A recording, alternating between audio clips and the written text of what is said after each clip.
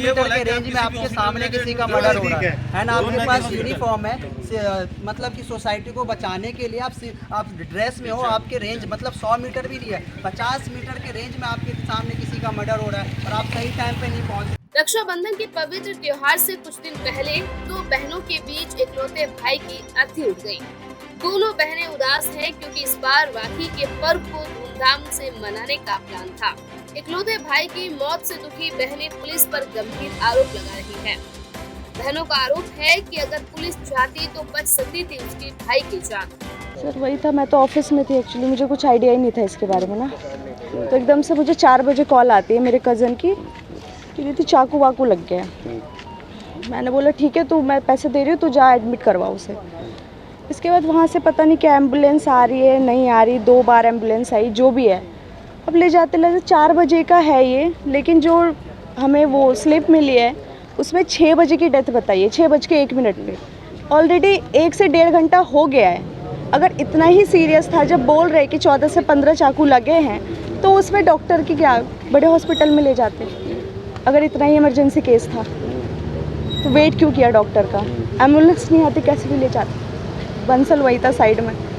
ऋतिक की बहन स्टोरी ने बताया कि लगभग 4 बजे भाई को चाकू मारा गया था। 2 घंटे बाद डॉक्टरों ने उसे शाम 6 बजे मृत घोषित किया। यदि समय पर नजदीक के बड़े हॉस्पिटल में ले जाते तो उनका भाई आज जिंदा होता।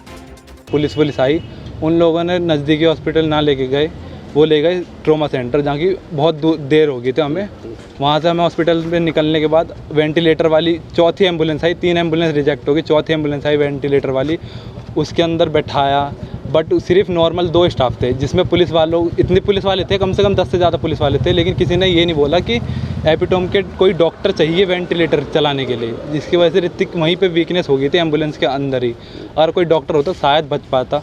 ऋतिक के चचेरे भाई सुमित ने बताया कि जहां पर ये वारदात हुई उससे कुछ ही कदम की दूरी पर पुलिस का बूथ है। पुलिस वाले शुरू के जिस हॉस्पिटल में ले गई वहां कोई इंतजाम नहीं था। सबसे पहले 3 एम्बुलेंस आई, उसमें वेंटिलेटर ही नहीं था। चौथी आई तब उसे ले जाया गया एम्स में। जब ले गए तो वहां पर जिस कमरे में उसे ले जाया गया वहां पर इलाज नहीं मिल पा रहा था। न्यू फ्रेंड्स कॉलोनी इलाके में पिटाई का बदला लेने के लिए शाहरुख नाम के युवक ने दोस्तों के साथ मिलकर ऋतिक पर चाकू से हमला कर दिया था।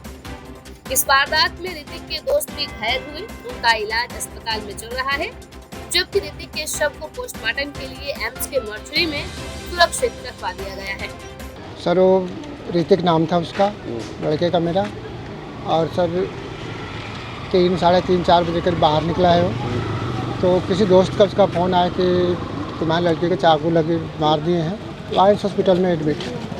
ठीक है सर, मैं ड्यूटी पर जॉब पे ही था, तो हम भागता गए, तब तक पुलिस वाले ने लेकर ट्रामा सेंटर ले गए। क्या करता था ऋतिक? ऋतिक जॉब करता था। कहाँ से? और बीच में छूट गया था, इधर कर रहा था, बीच छूट गया था, तभी घर पे ही था, वैसे ही मैं काम कर रहा था। तो पुलिस ने क्या किया और आपका इकलौता बेटा चला गया जी। तो पुलिस बूथ के सामने हुआ। हाँ जी सर। क्या कहेंगे? वहीं इस पूरे मामले पर डीसीपी साउथ ईस्ट राजेश देव ने कहा कि रविवार देर शाम करीब 4 बजे होली पार्क खिजराबाद में चाकूबाजी और मारपीट की कॉल मिली थी। सूचना के बाद मौके पर पहुंची पुलिस को पता चला कि तैमूर नगर के रहने वाले ऋतिक, उसके दोस्त सोनू और प्रशांत पर हमला किया गया है। ये तीनों एक बाइक से खजीराबाद के सीवी रमन मार्ग जा रहे थे। इस मामले में 3 लोगों को पकड़ा गया है। जाँच में यह भी पता चला है कि मृतक पर कई मामले पहले से चल रहे हैं।